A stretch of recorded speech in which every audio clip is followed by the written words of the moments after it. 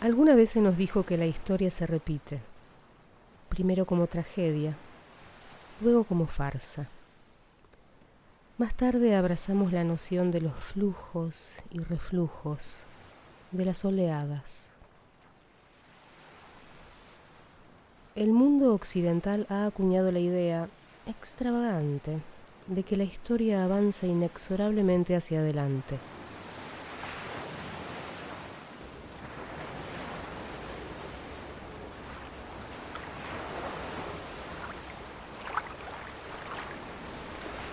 La situación actual de la humanidad da cuenta del absurdo de pensar así, salvo que lo que se prevea como adelante sea el abismo. Resulta menos claro imaginar entonces qué forma tendrán las repeticiones que vienen. Si pensáramos a la historia como aquella línea hecha de minúsculos puntos que conforman el nivel cero, el nivel del mar, o incluso la línea del horizonte, bien vale servirnos de la geografía para corroborar que hay salientes y hendiduras que preceden y suceden a ese punto.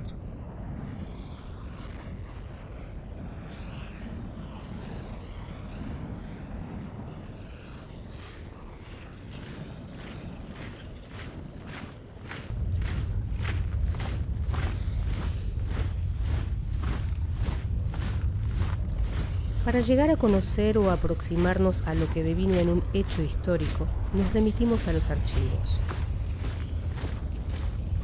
A aquellos documentos, fotografías, fragmentos de información que puedan explicarnos algo de lo que se nos escapa o confirmar lo que suponemos.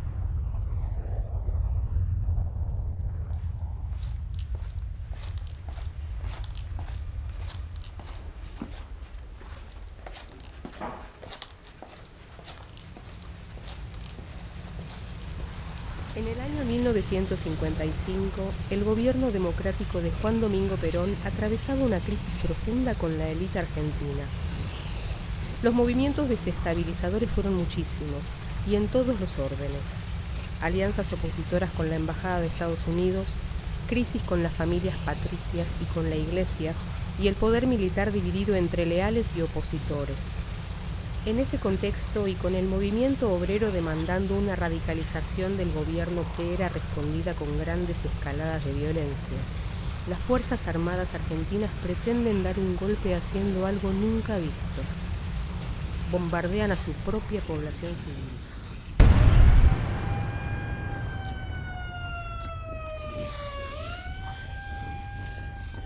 Podemos considerar al 16 de junio de 1955 como el punto en la línea de tiempo a partir del cual nuestro país produjo un viraje en la política militar, volcando a sus Fuerzas Armadas a la lucha contra el enemigo interno, una doctrina que se complejizará y volverá cada vez más cruenta y eficiente en su forma de aniquilar hacia 1976.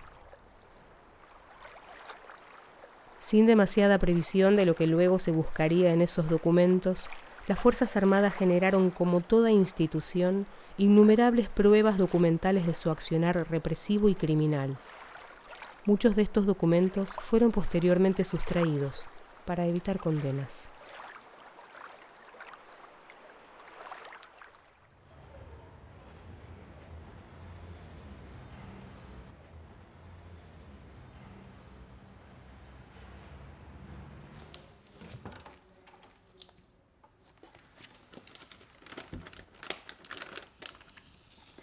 La labor de los archivistas e investigadores vinculados a causas de lesa humanidad ha posibilitado traer a la superficie aquello que estuvo deliberadamente oculto.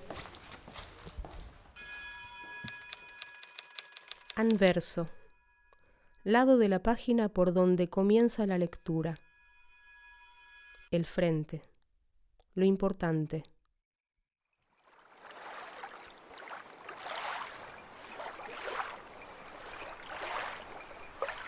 Vamos a contar una historia donde lo que está al frente es la barbarie. Los cuerpos, las bombas, los sobrevivientes. Lo que falta, en tanto, son las pruebas documentales. En todo caso, lo que durante mucho tiempo faltó. ¿Cuál es el anverso de la historia? ¿Dónde puede encontrarse el reverso?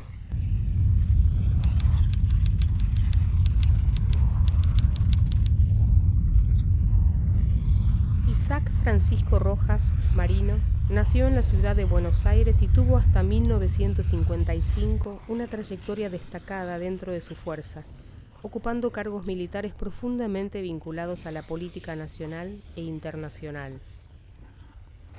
Tuvo un rol sobresaliente en la autoproclamada Revolución Libertadora, primero como abogado de defensor de los sublevados en el juicio posterior al bombardeo de Plaza de Mayo, luego como vicepresidente, cuando en septiembre de 1955 se produjese finalmente el golpe de Estado.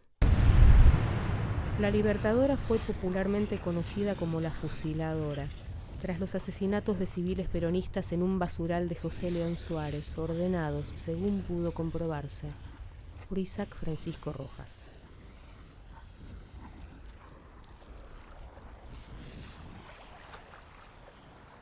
Operación Masacre, de Rodolfo Walsh, logró echar luz sobre los fusilamientos de José León Suárez como hito fundacional de la Libertadora en tanto Estado terrorista. Tristemente, el mismo Walsh será víctima años después de una versión mejorada de este terror y morirá intentando escapar de las garras asesinas de un grupo de tareas. Operación Masacre funcionó de algún modo como prólogo de la tragedia. Aramburu y Rojas serán el prólogo de Videla y Macera. Rodolfo Walsh pasará de testigo a protagonista.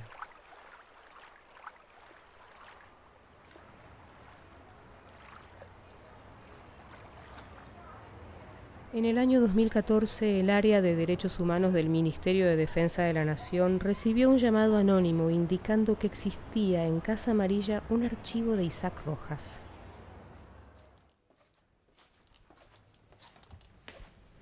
A partir de ello, se decidió trabajar de manera conjunta entre personal civil y militar para poner a disposición del público la documentación de relevancia pública contenida en ese archivo. Laura Lettieri y Vanina Agostini fueron las investigadoras que en primera instancia reconocieron el archivo. Soy Laura Lettieri, soy profesora de Historia. Me especializo en el trabajo de archivos vinculados a violaciones a los derechos humanos y durante 7 años participé del equipo de relevamiento y análisis en los archivos de la Armada dentro del Ministerio de Defensa. Apertura del local social de Jujuy, Club Argentino. Su actividad social, que era fructífera. Sí. Mi nombre es Vanina Agostini, trabajo en los equipos de relevamiento y análisis de documentos de las Fuerzas Armadas desde 2011. Bueno, cuando manden. Cuando vos quieras. Cámara anda, sonido también. Ok. Entra Estela. Yo llego a los archivos un poco por la tarea de la investigación. Empiezo como a entender la importancia de los documentos a partir de necesitar de ellos y a partir de darme cuenta que era necesario que esos documentos sean preservados de alguna manera. Se habla de la triple función de los archivos para la reconstrucción de la historia institucional, la reconstrucción de la historia social y como garantía de derechos de las personas. Con los años he aprendido también que existe una cuarta función: ocultar aquellas cosas que pueden ser dañinas para la institución. Vamos de nuevo. Sí. Ocultar aquellas cosas que pueden ser dañinas para la institución. Entonces, cuando un archivo no está gestionado, la institución puede esconder la información. Creo que los procesos de desclasificación siempre fortalecen. Sí, fortalecen a todas las instituciones que participan, porque es la puesta a la consulta pública de un documento que antes no estuvo y de alguna manera también jerarquiza su trato, avanza en brindándose, como se hizo con Rojas, herramientas también para poder abordarlo. Ese proceso sin duda trajo un fortalecimiento institucional y también en las relaciones con las fuerzas es algo que sin duda creo que es lo que se necesita, ¿no? El trabajo en conjunto para la puesta en valor de la documentación. Todas estas desclasificaciones lo que vienen a hacer es poner en valor todo el patrimonio documental que tienen las Fuerzas Armadas. Y eso se fue expandiendo a lo largo del tiempo. Este fondo vamos a empezar a ver a partir del trabajo que se realizó, que cuenta con la historia particular del almirante Isaac Francisco Rojas, quien ocupó la vicepresidencia provisional durante la autodenominada Revolución Libertadora. Y vamos a empezar a ver, a medida que se encuentra este fondo, diferentes aspectos que cubre la documentación. Inicialmente, como uno espera de un fondo personal, el fondo va a contener documentos de la vida del almirante Rojas, pero con una visión muy particular porque él ocupó diferentes aspectos, tanto militares como políticos. Sin duda esta es de cadete naval, del 25, en Río Santiago.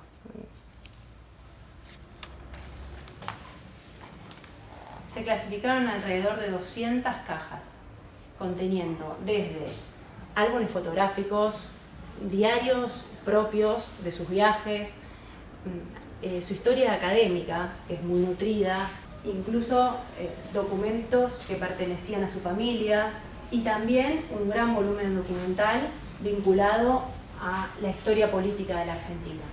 Sobre todo iniciado en lo que fue el bombardeo de 1955 y los inicios de la Revolución Libertadora. ¿Se puede pensar a Rojas como un archivista?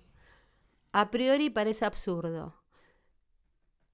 Siendo un hombre que roba documentos o que se apropia de documentos y objetos que forman parte del patrimonio documental y cultural de una sociedad, no es un archivista. En el mundo de los archivos hay una división entre lo que se considera un documento de archivo, un archivo y una colección, que generalmente la colección lo que viene a traer es una serie de documentos que no tienen tanta relación entre sí, que no se pueden pensar en un contexto en diálogo, sino más bien responden a un interés temático, que no tiene que ver tanto con la producción de documentos pensados más en serie. Siendo un hombre que roba documentos y objetos que forman parte del patrimonio documental y cultural de una sociedad, es un voraz mercader al que la sociedad llama coleccionista. Resulta, entonces, imposible suponer un espíritu archivista. Y siendo que Rojas violó todos los principios de la archivística en cuanto al respeto del fondo y del orden original, por el contrario, lo desmembró, seleccionó llevándose a aquellos que tenían un valor exhibitivo para su narcisismo. Landru le mandaba, le hacía las caricaturas y se las mandaba. No sé. Mira. A ver. Para el almirante Rojas con admiración y afecto de Landru. Mira, no había reparado en eso. Sí, tiene muchísimos originales. Dentro de las caricaturas, las de las revistas, recortes de revistas que hechos con mucha dedicación, un compendio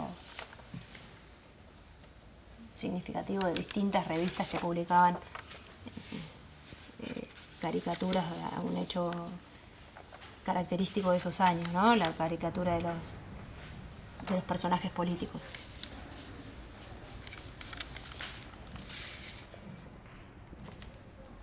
En especial de Tía Vicenta, que está este original maravilloso con las señales de la Armada y las manos de gorila. Pensemos que él derroca un gobierno que estuvo proscripto durante 18 años y en la documentación que él tiene es, digamos, una colección de objetos peronistas. Entonces es como un botín de guerra.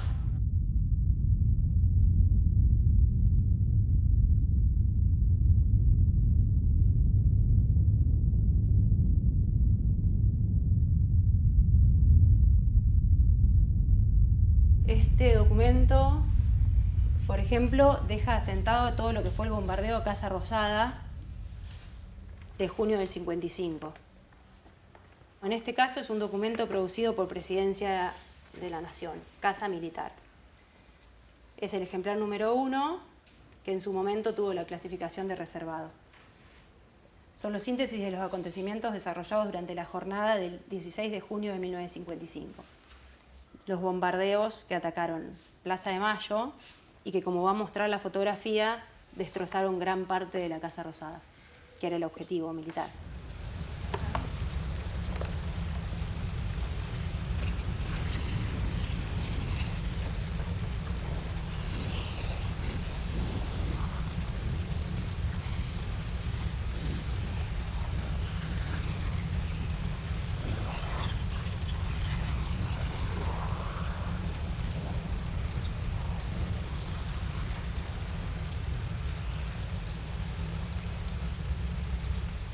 La particularidad del documento es que va a estar realizado muy cercano a las fechas de los bombardeos.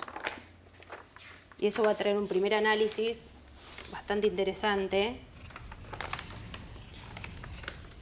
de documentos que no se encuentran en otro fondo.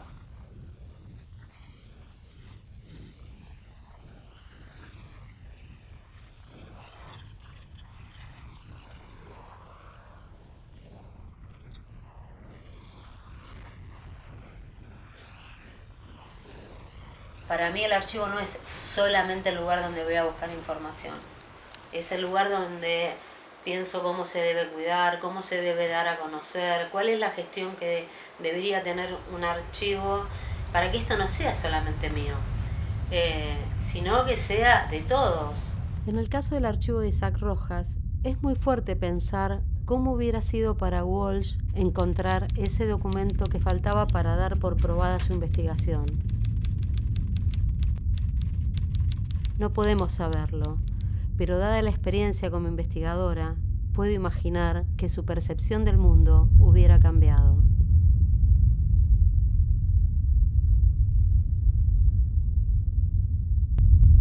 Una cosa de mostrar, desde el libro de la Casa Militar del bombardeo, que es un libro histórico, un hecho donde él es protagonista, pero siendo que en ese momento no lo derrocan a Perón, indica que se lo lleva años después. El libro de actas de la rama femenina, hay objetos o documentos que muestran cierta obsesión con el tema. Marca una historia de dónde se inicia la grieta. El gobierno donde él fue vicepresidente inicia un proceso de transformación dentro de las Fuerzas Armadas, que fue lo que lleva a una historia catastrófica dentro de las mismas fuerzas y lo que significó socialmente para este país. La cultura militar no solo se aprende en la carrera militar.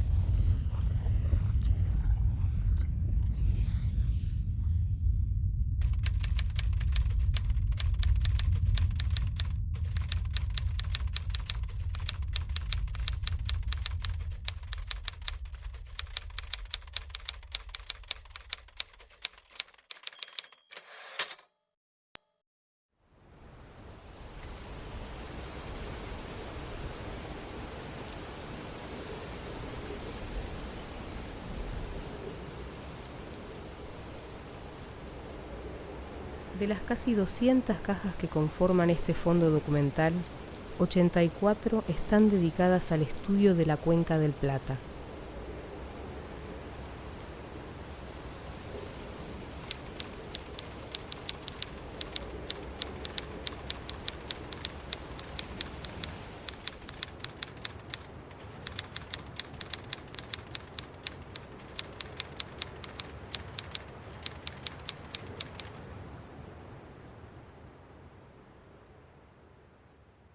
Porque ocurre algo con el relato de archivos que es algo del orden de la emoción, con una cuestión que los archivos despiertan o un documento. Vuelvo. El relato de archivo para mí tiene que ver con una cuestión de la emoción, con una cuestión que los archivos despiertan, o un documento, o algo que encontraste, una información que te dio un archivo y que te convirtió, digamos, algo cambió en tu vida a partir de eso, ¿no? Y que cuando uno lo relata, lo cuenta desde ese lugar de afectación.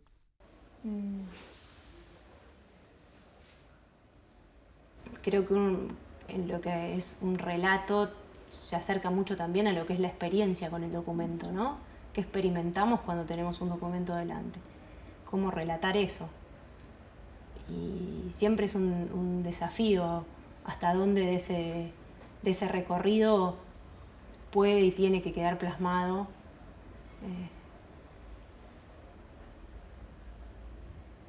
en el ordenamiento de un fondo, ¿no? En el ordenamiento o en las herramientas que se da de ese fondo. Me parece que relatar, que surjan los relatos de las experiencias archivísticas también ayuda a que haya un acercamiento de otra manera a los documentos.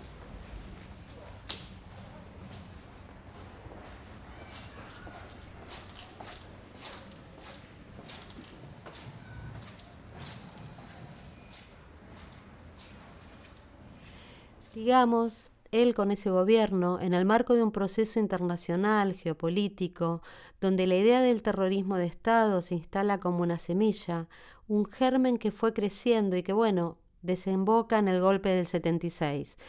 Todo fue armado desde ese momento. El enemigo ya no era externo, sino que era interno. Se modificaron los reglamentos, los planes de estudio. Entonces yo creo que ahí se inicia la primera herida de la gran grieta, de la gran herida. Esas dos concepciones, inclusive la persecución dentro de las mismas fuerzas de aquellos militares que eran peronistas.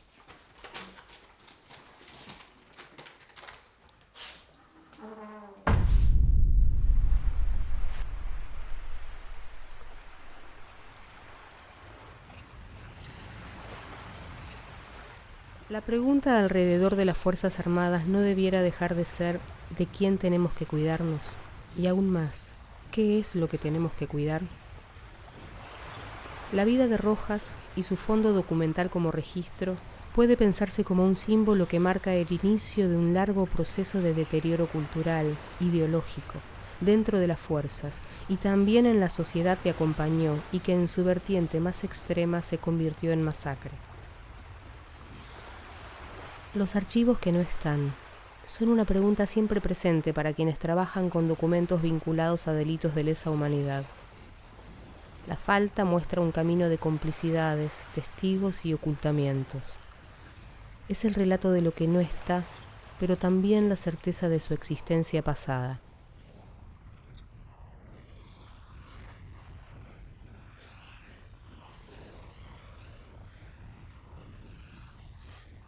El 1 de mayo de 1980, Federico Frías, militante montonero, fue secuestrado y tiempo después llevado a Perú para funcionar como señuelo en una cita, en el marco del Plan Cóndor. Frías intentará escaparse y será perseguido a tiros por sus captores. Meses más tarde, según pudo reconstruir su hijo, será fusilado en Campo de Mayo.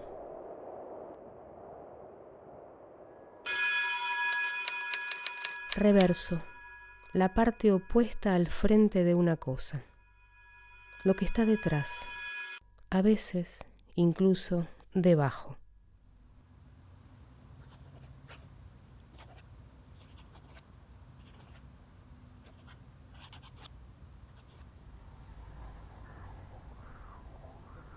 Federico tenía 28 años. Pocos más que la distancia temporal que separa el bombardeo de Plaza de Mayo de su asesinato en manos de otra dictadura. Más tarde, con la dictadura que dominó a fuerza de terror a la Argentina entre 1976 y 1983, lo que los militares, en connivencia con las cúpulas eclesiásticas y empresariales, suprimirían del mundo real, serían personas. Militantes de carne y hueso a quienes luego de las más terribles torturas dejarían en una zona de indefinición, de suspensión, desaparecidos y desaparecidas. Al frente la violencia, el terror y la prepotencia de un Estado terrorista. En su lado opuesto, la historia agridulce de un hijo buscando los rastros de un padre añorado. ¿Cuál es el anverso de la historia? ¿Dónde puede encontrarse el reverso?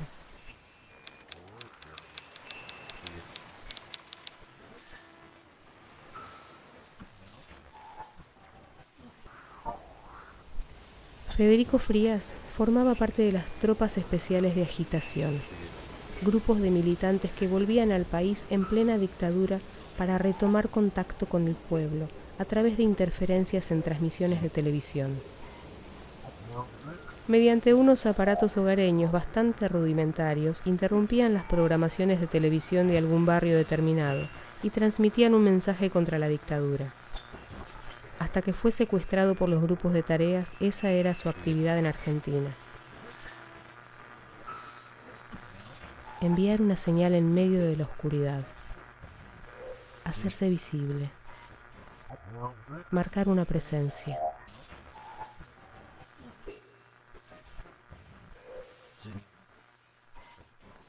Esto es cuando recién nací.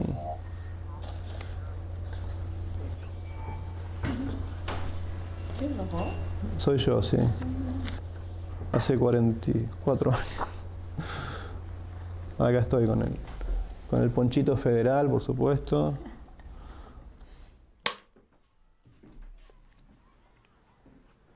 Creo que tenía 8 años cuando supe que mi papá era un desaparecido. Aunque no recuerdo muy bien el momento en que me dijeron y ni idea cómo me sentí o qué alcancé a entender. Sabía que él me había mandado unas cartas con dibujos.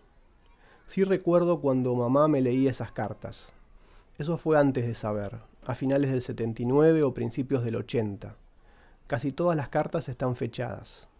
Yo las tenía en un principio en una caja, así de zapatos, que así como me las dieron, así quedaron, dobladitas, algunas ensobradas, no muchos sobres en realidad. Las cartas hacían un viaje así como medio largo porque mi papá no sabía dónde vivíamos nosotros. Nosotros vivíamos en diferentes lugares, primero en Montevideo, después en Neuquén, y él nunca supo dónde estábamos exactamente por seguridad. Por ahí la primera es una que... Acá hay una que son tan...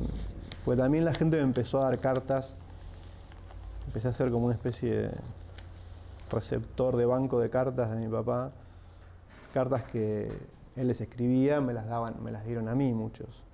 Esta es la primera vez, es una foto de él y es como... atrás Claro, atrás escribió, un texto así, que es como la primera carta.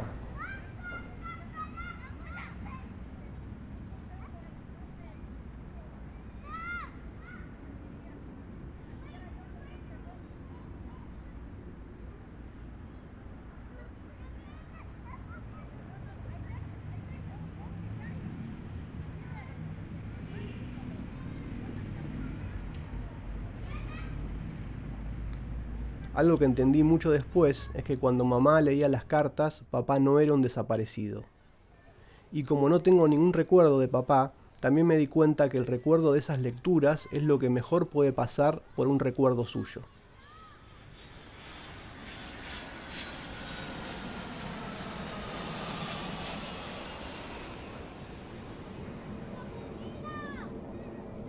Un día mi abuela me mostró el sobre azul donde guardaba recortes de prensa, borradores de habeas corpus, formularios de organismos de derechos humanos, también cartas que le mandaron amigos de papá y hasta el negativo con el que se hizo la foto de Federico Frías desaparecido.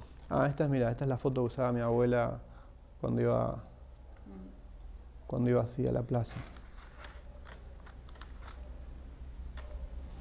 Mi abuela era la persona de toda mi familia con la que más podía hablar sobre él. Tengo unas cartas que papá le escribió clandestino o exiliado. No estaban en el sobre de los recortes. Mi abuela las guardaba en una caja. A él lo llevan a Perú porque tenía una cita ya cerrada.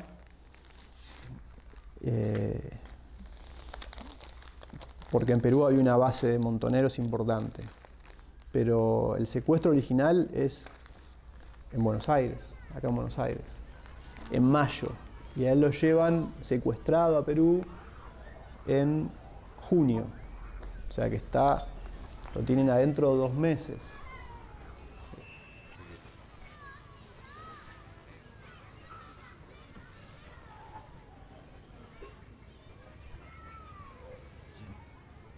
Que un archivo sirva para la reconstrucción de la historia institucional y como forma de garantizar derechos. Los derechos que pueda dar ese archivo, tanto justicia y reparación en el caso de los desaparecidos, como el derecho a jubilarse o a obtener una nacionalidad. Por este motivo, los archivos necesitan de una gestión, de alguien que los organice, catalogue y conozca. Necesitan ser descriptos para los otros. Un enero desplegué los recortes de diario sobre la cama y los ordené cronológicamente en una carpeta. Lo único que tenía ordenado así eran las cartas. Por primera vez los leí de un tirón. La mayoría son del diario de Marca, editado en Lima, Perú, durante los 80.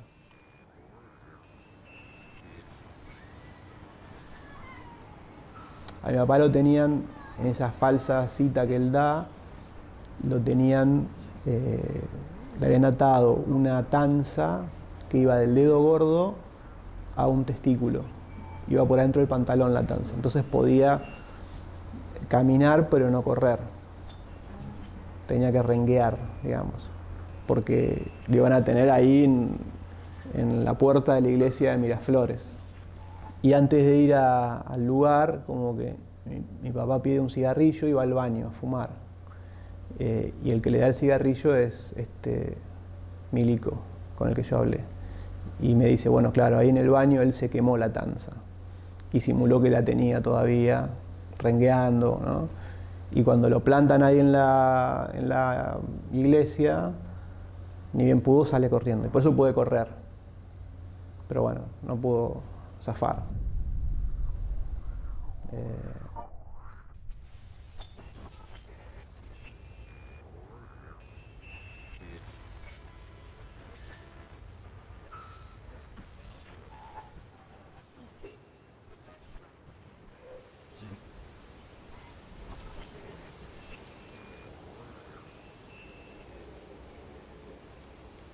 El secuestro de papá salió en los diarios.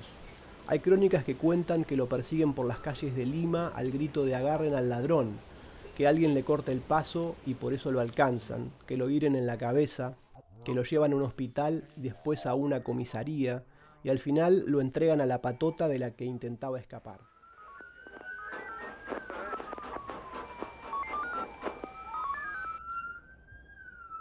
Como que fue un secuestro bastante público y salió mucho, en Perú como que había menos censura, entonces salió en muchos diarios, eso lo levantan diarios de otros países, hasta los diarios de acá tienen que un poco hablar del tema, pero claro, había como, es otra de las carpetas, ¿viste? El tema de los diarios. Esta intenté hacerla cronológica, pero ves, mira, grupos armados secuestran 3 argentinos en Miraflores, junio del 80. Bueno, eso es un Clarín, habla del tema. Esto estuvo súper organizado en un momento, después ya no. Había puesto las fechas y qué sé yo. Gobierno, esto es por el gobierno peruano, admitió el secuestro de 3 argentinos. En La Plata conocí, esta vez sí, a los amigos de papá. Hablé bastante con ellos, pero de esas primeras conversaciones no me acuerdo demasiado. Gustavo me dio una especie de nota escrita por papá en unas tarjetas de papel entelado y una carta extensa. Carlos me hizo llegar un juego de documentos falsos a nombre de un tal Carlos Agustín Torres que él conservaba. Pasaporte, DNI y libretita de la UOM. No los estudié muy bien en ese momento, pero me quedó claro que papá los había usado en el 79. Los sellos de migraciones y el cupón de pago de la cuota sindical son de ese año. Ah, siempre era Carlos Agustín Torres. Sí, sí, sí. Este sí. set que tenés es Claro, completo. este era claro. Y si bien es falso, lo usó realmente. Entonces, hay toda una serie de sellos que a mí me permitió un poco así trazar o precisar fechas, ¿no? Entretanto, uno de los amigos de papá me recomendó un abogado para tramitar la ausencia por desaparición forzada. El mismo Estado que perdonaba y olvidaba, a través de una figura jurídica nueva, asumía por primera vez sus crímenes de terrorismo. Había que hacerlo.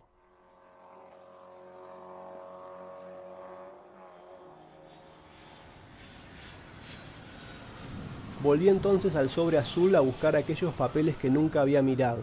Para mí eran los habeas corpus. Los iba a necesitar para hacer la presentación. Recién cuando ordené y leí todos esos documentos, me hice una idea de lo que tuvo que haber sido esa época para mi abuela.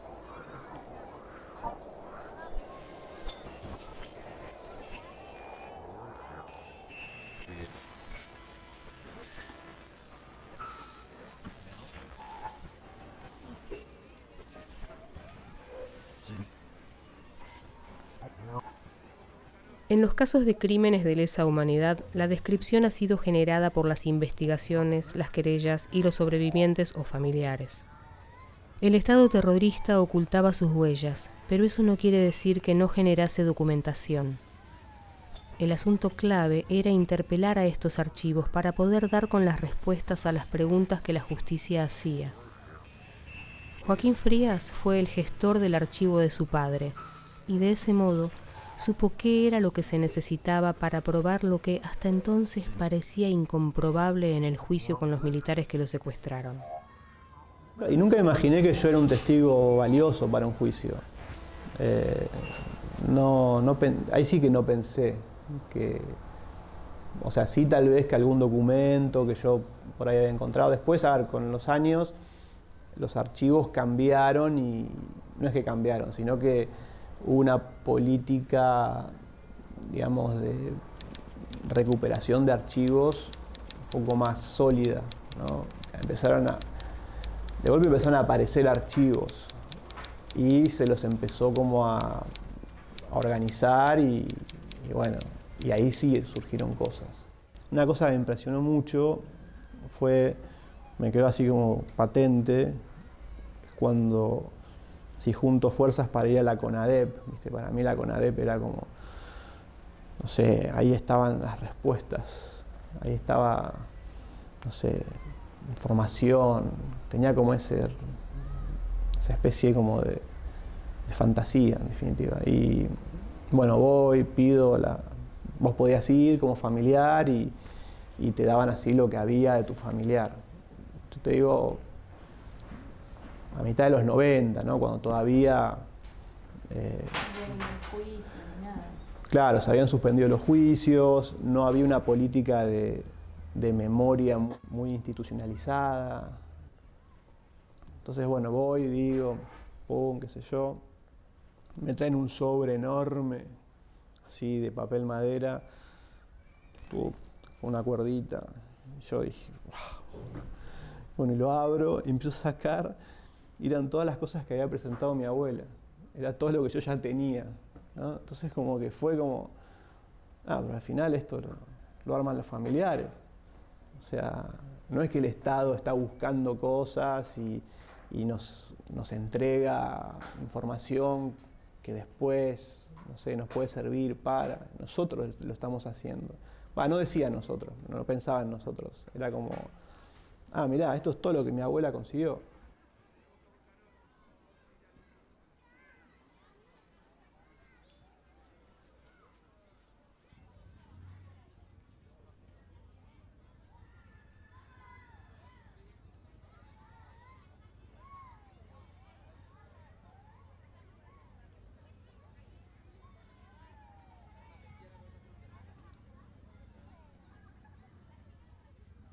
Después de que terminé con los diarios, seguí ordenando algunos documentos que había ido encontrando a lo largo de los últimos años.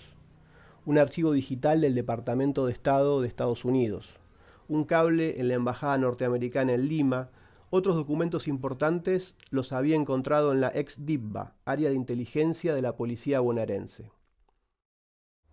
En la última dictadura se genera como un sistema informativo por el cual las agencias de inteligencia de las diferentes fuerzas compartían, tenían así como una especie de circuito informativo donde compartían y generaban información.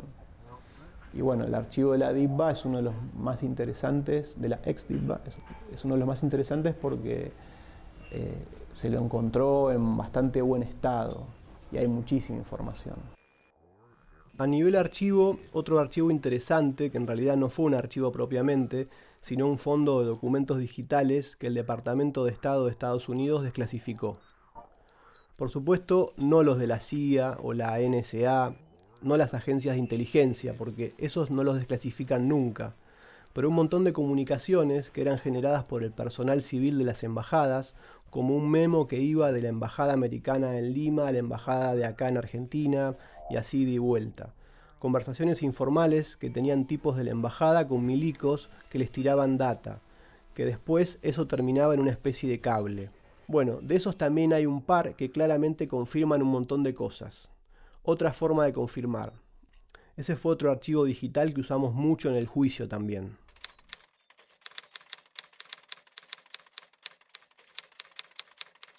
Por ahí parece loco, pero yo supe más o menos cuánto medía mi papá al ver el prontuario ese que hacían los milicos, porque hasta ese momento sabía que tenía una estatura normal. Pero claro, después cuando vos ves 1,73 o el color de los ojos, aunque ya lo sabía por las fotos o porque es algo que preguntás, pero los rasgos físicos descriptos casi técnicamente los tuve de esa manera tan extraña. Eso pasó.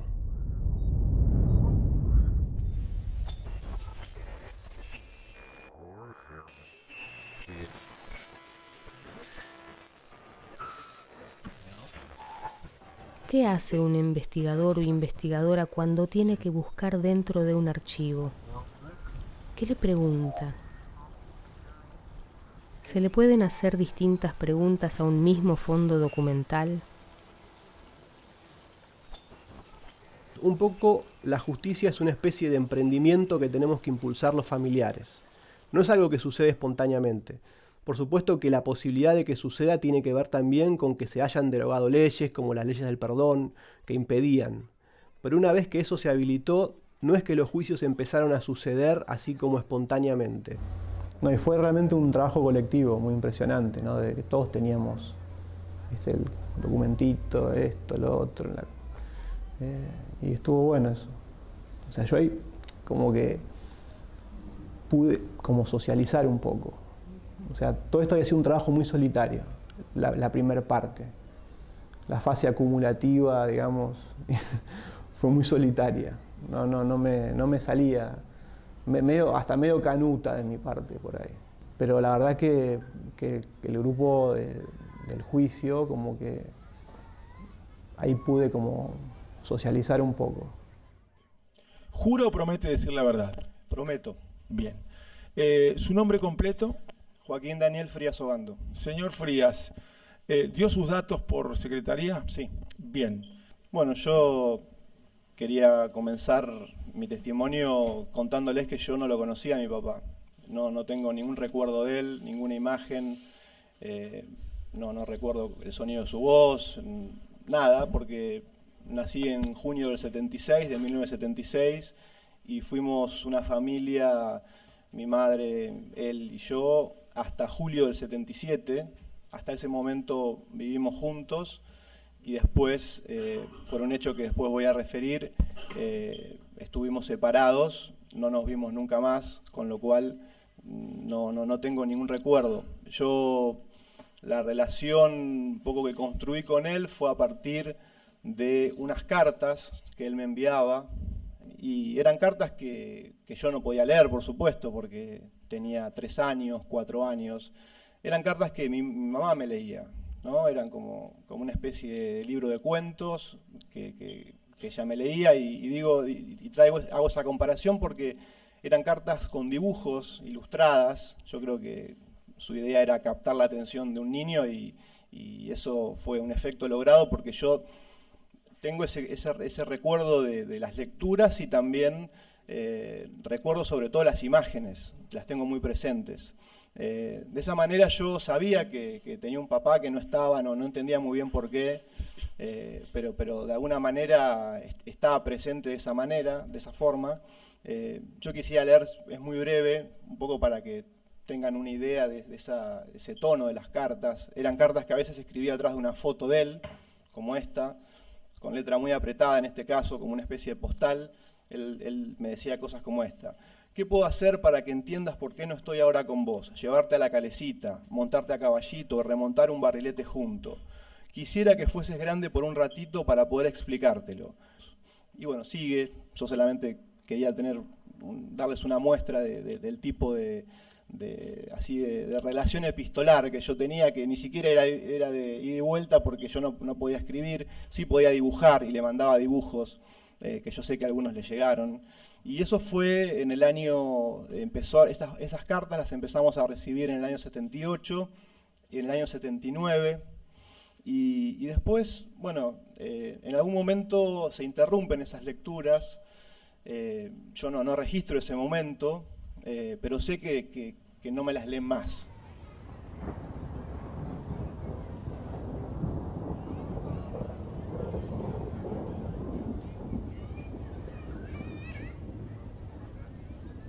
O sea, los militares, todas las Fuerzas Armadas, o sea, nunca dijeron nada.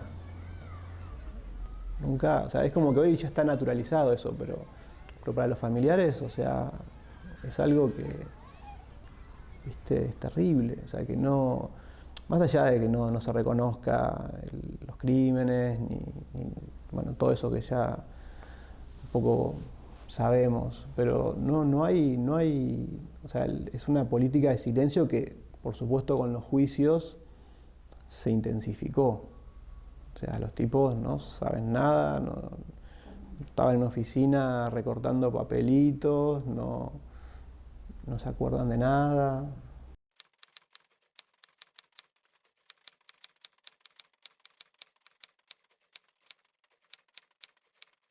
Entonces es como que, viste, está en el imaginario de los familiares, o por lo menos ya hablo por mí, como las famosas listas, los archivos, son como una especie de, viste, de entidad casi, porque todos pensamos que existen, pero nunca aparecieron.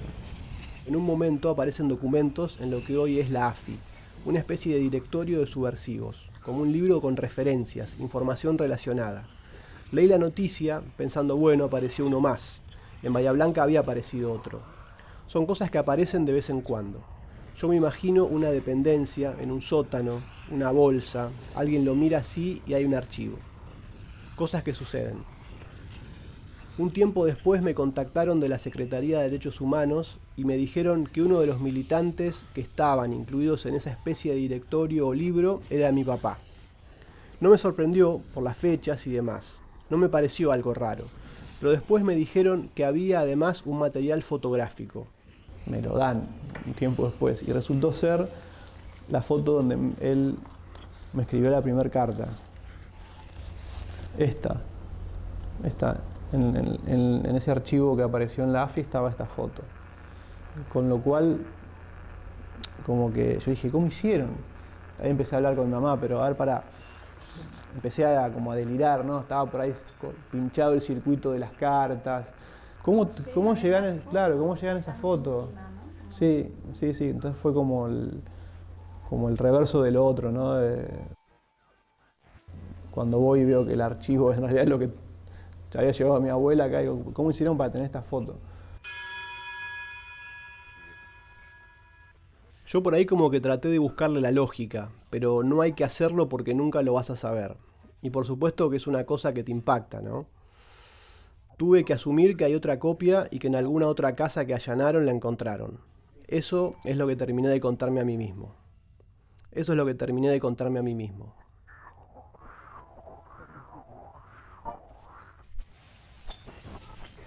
El trabajo de quienes investigan se pone en evidencia con el relato de Joaquín. Otra forma de representar lo que está oculto y traer a la superficie aquello y a aquellos que faltan.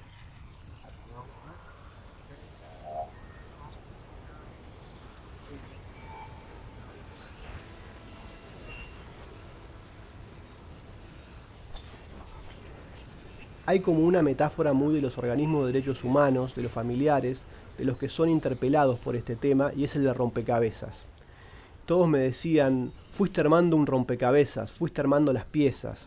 Y esa idea a mí siempre me causó rechazo. La idea de que hay un rompecabezas como una especie de exigencia lógica, que si uno se esfuerza lo puede completar, me parece que es equivocada. Yo sé que se dice en otro sentido, pero yo siempre estuve en contra. O sea, no es un rompecabezas, no vamos a encontrar todas las piezas.